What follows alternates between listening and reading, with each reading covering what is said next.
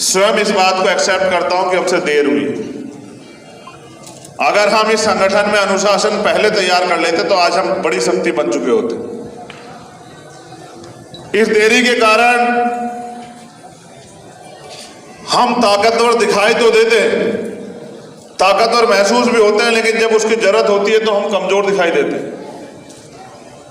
राजनीतिक रूप से जब हमें अपने कार्यकर्ताओं की बहुत जरूरत होती है तो वहां कहीं ना कहीं हम कमजोर महसूस करते हैं। इसका अनुभव 2022 के इलेक्शन के बाद मुझे हुआ और उसको पूरा करने के लिए वो जो कैडर सिस्टम ने दोबारा शुरू किया तो उसकी वो इतना ताकतवर है। साहब काशीराम जिस कैडर से मूवमेंट को तैयार किए हैं कि विरोधियों में जो है वो खलबली मची हुई है। वो तमाम षड्यंत्र कर रहे हैं किस तरह से आजाद समाज पार्टी भीम आर्मी कमजोर करते हैं। मैं पूरी जिम्मेदारी से कहता हूं कि अभी तो हमारे साथियों ने अंगड़ाई ली है, अभी तो उन्होंने संघर्ष शुरू भी नहीं किया। जिस दिन वो लोग संघर्ष करेंगे उस दिन ये दिल्ली भी नीली होगी और दिल्ली की गद्दी पे भी पंचशील और नीला झंडा फहराया जाएगा, मेरा वादा है। देखो, आप मुझे अपनी ताकत मानते हो और मैं आपको अपनी ताकत मानता हूं।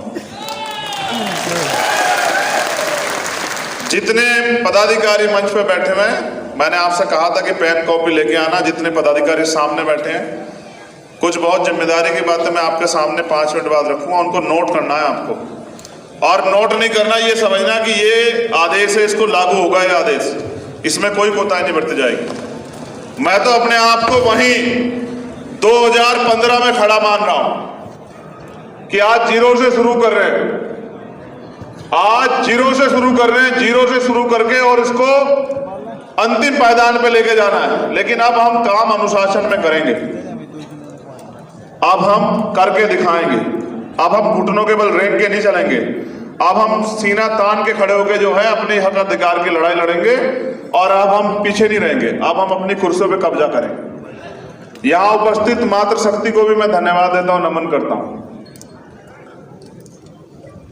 ये कठिन समय चल रहा है। एक तरफ जिनको रोज हम कहते हैं कि वो बहुत ताकतवर हो रहे हैं, ताकतवर हो रहे हैं, वो सच में ताकतवर हो रहे हैं, क्योंकि वो इस देश की सत्ता, इस देश की व्यवस्था, इस देश की जुडिशरी, इस देश का एडमिनिस्ट्रेशन, इस देश की मीडिया, इस देश के धन पे काबिज है।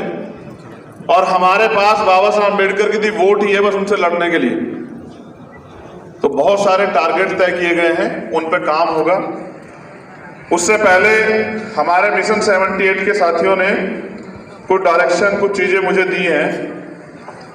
मैं भी इस बात को समझता हूं कि अब मेरा भार कम होना चाहिए। आप चाहते हो मैं बहुत तेजी से काम करूं? कितने लोग चाहते हैं? हाथ खड़ा करके बताओ। आप चाहते हैं मैं बहुत तेजी से काम करूं? पक्का? देखो, इसका एक सूत्र, किसी व्यक्ति की कैपेसिटी 100 किलो वजन उठाने की, अगर आप उस पर 200 किलो वजन रख दोगे तो क्या होगा?